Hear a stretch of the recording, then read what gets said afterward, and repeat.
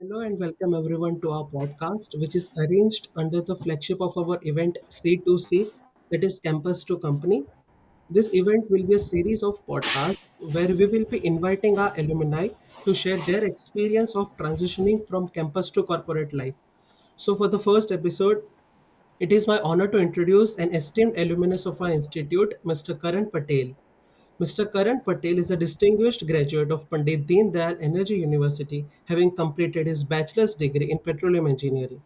Currently, Mr. Karan Patel serves as field specialist in SLB Qatar. Once again, I, Arth Padaria, on behalf of FIPI PDEU Student Chapter, welcome you, sir. Hey, thank you so much, guys, for having me here. Nice to be back again to interact with the uh, students coming out from the university. So mostly, yeah, it's very important for uh, student chapters to organize such activities. Especially for the students of third and fourth year, so they can start uh, planning their pathway right from third year actually, um, and they should be prepared with what is coming up. Uh, yeah, so it's a really great initiative.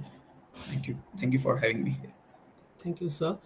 Um, we hope that the conversation during this podcast will serve as a guiding light for all the freshers who are embarking on their new journeys. And with this excitement and with your permission, sir, we can begin with this session. The very first question is that, as per the title of our event, Campus to Company, can you share your personal experience of transition from campus to corporate world, or to be precise, your story of being placed? Yes, so my story for getting a placement was kind of a little unconventional, because I was not able to secure the placement during the campus placements. Especially it was just beginning of the COVID times, and many of the companies were restraining, so it was a little difficult time at that point, back in 2019. So I got my first like corporate experience, or the first job I got was through LinkedIn. I did some, as we say, the networking on the LinkedIn, reach out to all the firms, HR managers especially. Then there was this new company that they were starting up in Bombay, and then I started over there. So my couple of initial months of my corporate life was there in Bombay with this new company. Uh, there I was as a reservoir engineer, and while I was there, I got a call from SLB, and then the whole interview process went on. And it was at that point, they were recruiting countrywide.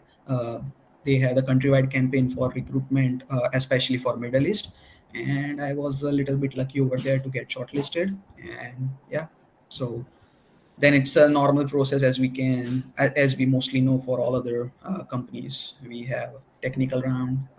First there was like two technical rounds, which were like paper based, kind of. One was for the aptitude, one was basic petroleum and mechanical engineering, and then there was one more technical round, which was a Skype interview with HR manager in Kuwait, and then another one was a HR round. After all those, yeah, finally got a good news. Thank you, sir, for sharing your perspective on that. I'm sure our listeners will find that insight particularly valuable. Now, sir, the next question that even I am very curious to know is that nowadays most of the students are focusing on CGPA and internship. So, how important is this, and what should a student's ultimate focus be on? Yes, this is very much relevant actually, and I also like to focus on these particular things, especially on personality development and skill building, because yeah, so CGPA will definitely be uh, you know the main point or main marker whenever and wherever you are going. May it be if you are going for the masters, let's say, or if you are going for any of the universities. So CGPA is the first thing that they shortlist through, right? Even though how much ever you are skilled at, this is kind of defining for them, to shortlist like 10 profiles out of 100. So basically this number do guide the guide your recruitment or whichever the process you are going for, even the masters or any another future plans. So CGPA, I mean, to maintain the good CGPA is necessary, and like I wouldn't emphasize nothing less on that. But other than that, what I'm seeing right now is as a petroleum as a core branch is now getting very narrow, right? People are transitioning to like overall energy, as you know that our university itself has widened our scope from petroleum to energy university, and this is really very much true anywhere you go, may it be the core oil and gas companies like Exxon, and or even in ONGC. Still our national oil company do focus highly on core oil and gas. But then if you go for mostly MNCs, multinational companies, they started already transitioning for energy industry as a whole. So now, as per our curriculum, I know like we may not have many of the subjects or the things that focus on all the types of energies. But what I want to highlight over here is get the transferable skills like data analysis, right? So it is irrelevant if you are in oil and gas, you are doing the analysis of a production data, or if you are doing the market research or analysis for finding the solar market, or you know designing any of the wind farms. Basically, I mean, you get my point, right? That the main focus should be on the transferable skills. So data analysis is one of it. Basics of finance, what I see now is a lot of people wants to get into management consulting, a lot of people wants to go get into a financial analyst role, or per se most basic entry level job that we get is a business analyst roles, right? So all of these do need a little basics of finance. So in our whole curriculum, we are not too much exposed to this type of subjects. So you know, if these things are being included in curriculum, it's well and good. If not, as a student chapters, we should be. I mean, you guys should be organizing such campaigns, especially you know. How to say the series, lecture series, or yeah, something like that, which helps them to build and get hands on this type of skill sets, especially.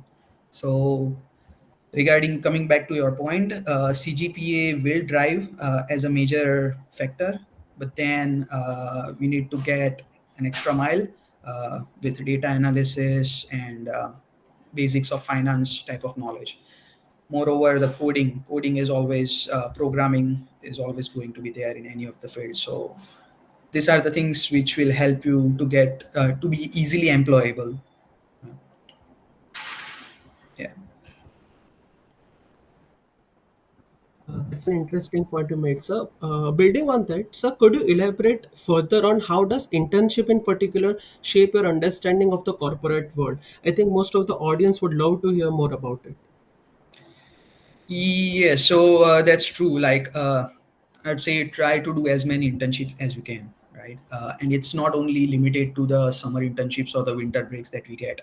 Uh, there are a lot of chances that okay, you can do your core internship, let's say in oil and gas, particularly to build upon your concepts during this major internship periods. But then other than that, there are a lot of freelancing activities or a remote internship as of now, right? So after COVID, this option has been widely available for a lot of guys. That's a remote internship, and mainly in terms of data analysis, business analyst. So even the marketing, I have seen many of my friends getting pivoted to marketing just based on their internship experience they have. I have my friends who have done internship in IIC, Innovation and Incubation Center, in PDPU itself, and then based on that experience, leveraging that as an experience to showcase that you can be a good content creator or marketing strategist. So uh, this type of things, I mean, I would say we don't know yet, right? I mean, I don't know how good I will be in marketing, I don't know how good I will be in sales, but But I mean, the only way to know is to by trying, right? So university is a safe playground, I would say, where you have the time and liberty to try a lot of things. But once you are out in the market, and if you are just trying, for a longer time, it's basically, it's not building a good rapport in terms of either you will be unemployed for a long time, let's say, or if you are just hopping or switching the companies fastly. So all of those would not build up as a good rapport on your resume. So I would suggest that as much trial and error we can do, it's better to do it in the university. But having said that, I'm not saying that you should not be trying. Initial years, at least initial couple of years, you should definitely try and see which field you are getting comfortable with. So that's my take on internship. So don't limit yourself just to summer or winter internship. You have the opportunities for the remote internships now. Build your skill and start getting some freelance job online. And yeah. Thank you, sir, for providing such detailed and thoughtful response. Uh, sir, now moving on, sir. Other than theoretical knowledge, what do you feel have been most valuable for the further corporate life that you have learned from the university? Yes. So I would say the presentation skill, for my case, I'm just emphasizing particularly my case. So presentation skill has helped me a lot, actually.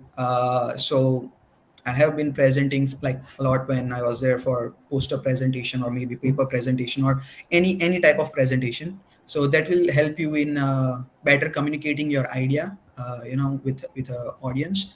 Actually, that was kind of a thing in my interview when the interviewer asked me to present my final year thesis, and just out of it, he just keep asking questions based on my answers, and at the end he was like, to be honest, he was not aware at all about what my subject was on the thesis, but he just want to know that how I'm able to present any of the idea. Even that's the main thing right now, when my whole team is comprising of like ranging from chemical, mechanical, civil engineer, and name it basically. So to be honest, like your subject doesn't hurt you that much, but what matters more is how you are communicating your idea. Like my recent promotions, I would say, is just based on that, because it's like how you speak up for yourself, not to be afraid, especially many a times we have the second thought that whether should I present my idea or not, how much vague it is. It's just better to present it.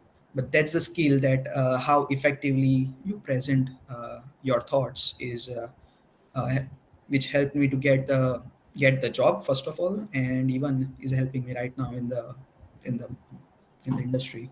So yeah, that's one thing. And another utmost skill that I have learned recently is like to have the patience. I mean, uh, I was really running out of it when I was in the final year of my university, trying to do everything. But at the end, like, things do fall in place. So to have a patience and just keep trying. So yeah. That's a valuable point you brought up, sir. So the next question is that we know that the job market is constantly evolving. However, you have discussed something about it, but in more detail, how do you stay adaptable and continuously learn to ensure long-term career growth and success?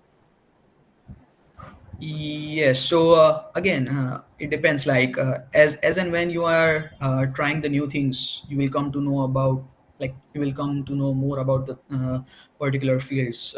Let's say, just for an example, that if I have joined a particular company, and then down the line for the first 6 months when you are learning new things, it will be exciting. But then once the things get monotonous, you will have the urge to move, right? And that's when it really counts that where you want to move. because you will need to start defining a particular path of action for yourself. So again, if you want to, let's say, move or transition to particular industry, you need to start with those steps. Steps in the sense, now you have a lot of online courses, so that's the best and the easiest way to gain the knowledge of particular field. And another one is to start connecting with the guys on the LinkedIn. So how I particularly do is like get especially our the easiest person to go and connect is again our LMs. So they will have that one connect that, okay, he is from the same university, so I should be helping him, though you send like thousands of requests, only if you are accepted, and even out of those, very less percentage of the DMs are being replied. So first of all, if I have to streamline, so I will gain the particular market knowledge from news, from the courses, and then I'll be based on that knowledge, whatever I understand theoretically, and just to see that how it is aligned really, I'll be connecting, and um, I'll be connecting with the guys who are already in that field, especially our LMs, or even if not, whoever is able to help you, contact with them, somehow get them to talk with you. Maybe over the phone is the best thing.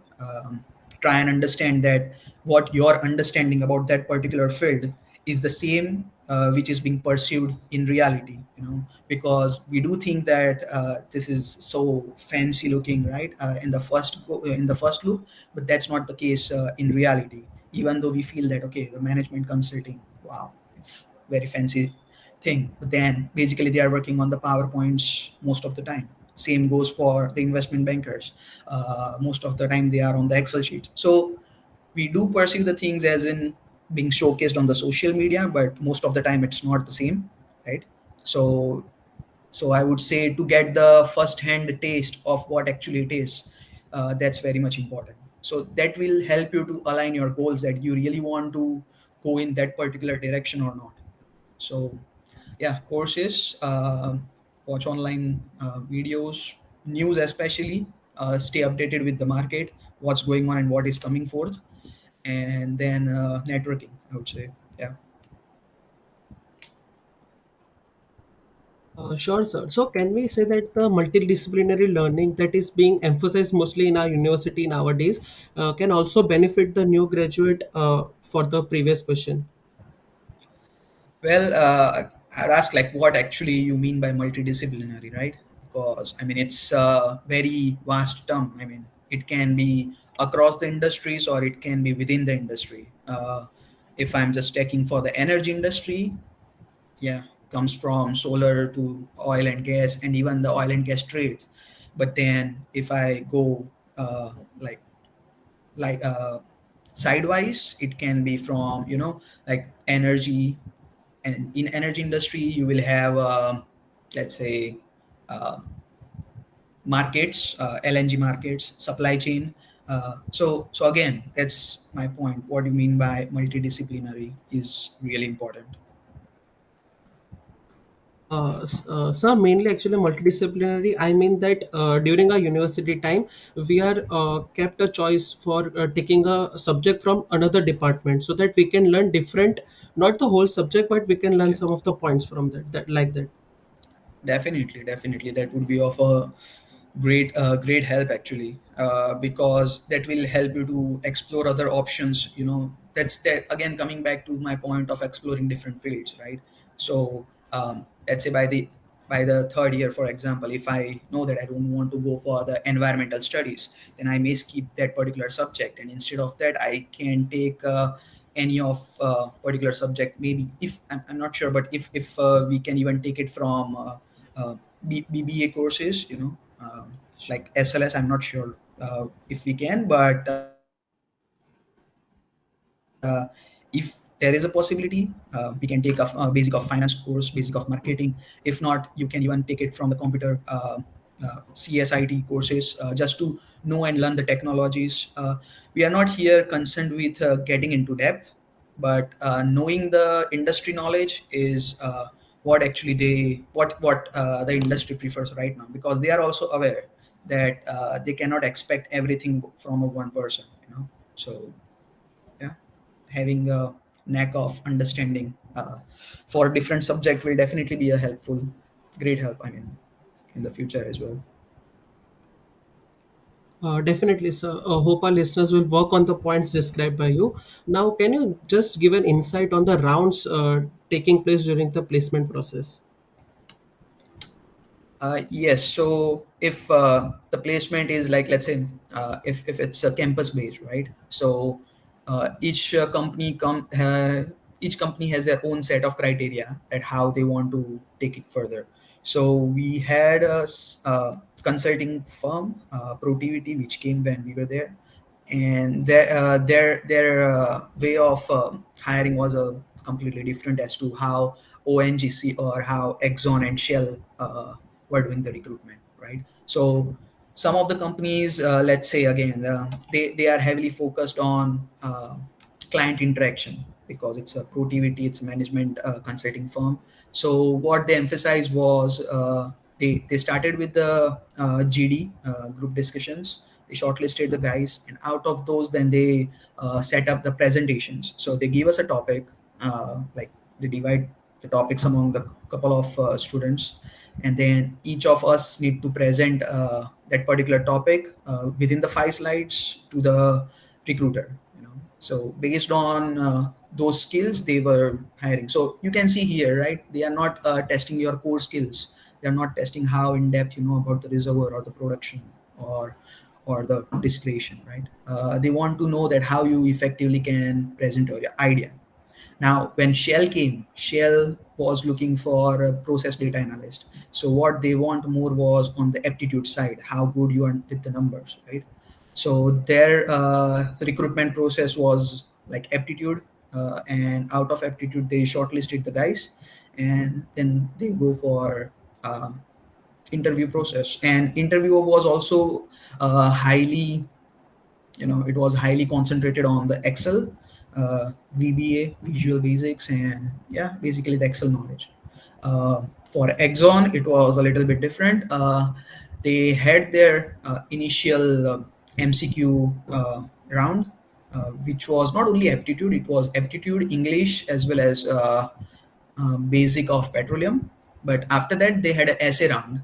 So what they want to know was like how well you can articulate your idea onto paper, how good grasp you have on your vocabulary. So that depends a lot on the companies and for what role they are actually coming for. But yeah, that's how they do. But then again, coming to the point that they cannot take the, like, they cannot start with 150 students, right? So how they mark a cutoff is based on the CGPA. So that's the place where you need to have your good CGPA. Yeah, so that's a normal recruiting process, and actually it even goes the same for off-campus recruitment. For me, it was based on my um, resume selection, and then again two written papers, shortlisted to the technical interview, then shortlisted to the HR interview. So yeah. It was really informative, sir. Moving on to the next question. We have been repeatedly told in our academic classes that communication and extracurricular skill plays a major role for the placement perspective. So, what is your take on this? Definitely. So now, if I have to say, let's say for your immediate, let's focus right now on the immediate results that we are looking for. That's our placement, right? So in the placements, most of the time here, like especially in India, they do focus highly on like the communication skills for sure. They are not very much concerned about your extracurriculars, but that can be a deal breaker, right? So let's say it highly depends. If the interviewer is F1 enthusiast and you have written something related to F1 in your resume, then that can be a deal breaker, right? And the conversations keep going, and then they are not even going to ask you more on your technical terms. But that's very unlikely as far as what I have seen so far in the interviews. That's not the case for the technical interviews just after your BTech. But where does this extracurricular will help you is in your MBAs, because I have seen like majority of guys are getting into MBAs after 2 or 3 years of experience. But once you get into your corporate life, you will not have enough time to pursue uh, your extracurriculars. Like again, it depends. If you are able to make a time out of it, that's the best thing. But if not, then this extracurricular thing is what defines you, is your personality basically. And MBA admission committee wants to know more on that. They don't want to know that how well you know about reservoir, but then how well groomed you are. You are just not the bookworm, you are not just the nerd. How you can socialize with your peers in the classroom, because that's what the MBA admissions are looking for. And that even goes for your higher studies as well, for the masters as well as for international job opportunities as well, right? Because outside, what they emphasize more on is team building, like how good of a team player you are, right? So they believe that anyone can be trained, especially as I said, that mechanical, chemical, petroleum, electrical doesn't matter. All you need is a good training. Uh, if you are a quick learner, you are able to grasp all of your training within a month, right? And then you are going to perform as good as any of the core petroleum engineer. But the point is how good character you are as a person, how good you will have your rapport with your team members, with your managers. So extracurriculars help you in developing your soft skills, and that's where you need to have your extracurriculars, and that's really important. So participating in the student chapters, activities of the student chapters, organizing the student chapters events, right? Organizing the fest. So all of this thing will help you in accumulating your required experience, I would say, as well as the skills. And we will not see the immediate effect, but these things do add up when actually it's required. So yeah, so that's why I would say, yeah. uh, I know it's going to be tough because you are juggling with your almost final years, internships, projects, maintaining your CGPA and whatnot. But the extracurricular thing will be more of a focus for the younger audience, I would say. Those who are just starting out, first year, second year guys, they have a lot in their hand to try on.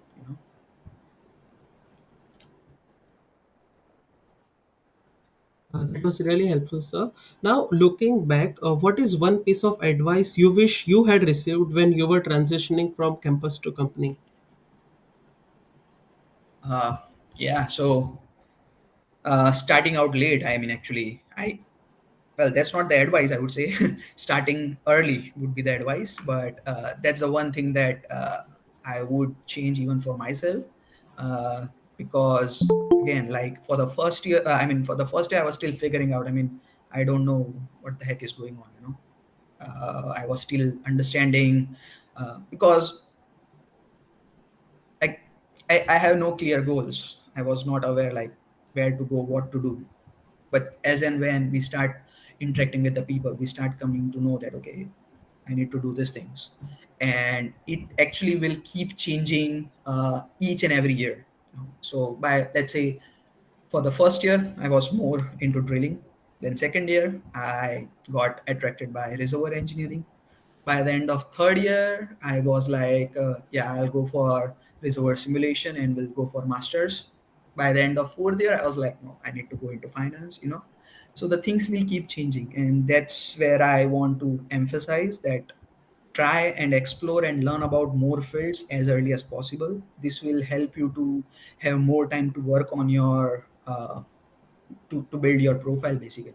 So whatever it is, it doesn't matter. If you have not figured out so far, it's fine.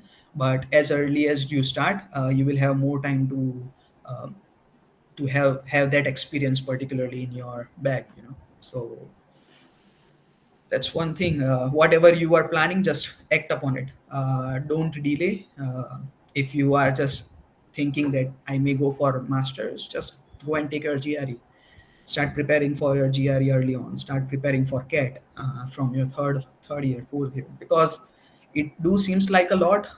You have to wear the multiple hats, but that's it is what it is. I mean, so start acting earlier. Don't delay your thought processes. What if is the only thing which hampers everything actually, because I I do understand the concern as a petroleum engineer that uh, when I started in 2015, just a year before, it was extremely good. Like the crude was best. I was seeing the only thing, and most of the petroleum engineers would have searched the same thing, that highest paid engineers is the petroleum engineers. That's why we are going there, you know. And as and when I go in 2015, the crude came crashing, and then the whole scenario got changed. By the time 2019 hit, COVID was there, and everything was just shattered, you know. So, but then again, the things are back in place. So everything is cyclical. So don't waste your time on thinking that what if. Just act upon it is what So I much, believe. sir. We would like to express our sincere gratitude to Mr. Karan Patel for taking time to share their valuable insights and experience with us today. To our audience, thank you for tuning in. We hope you found this episode informative and empowering. Once again, thank you so much, sir. Yeah, pleasure.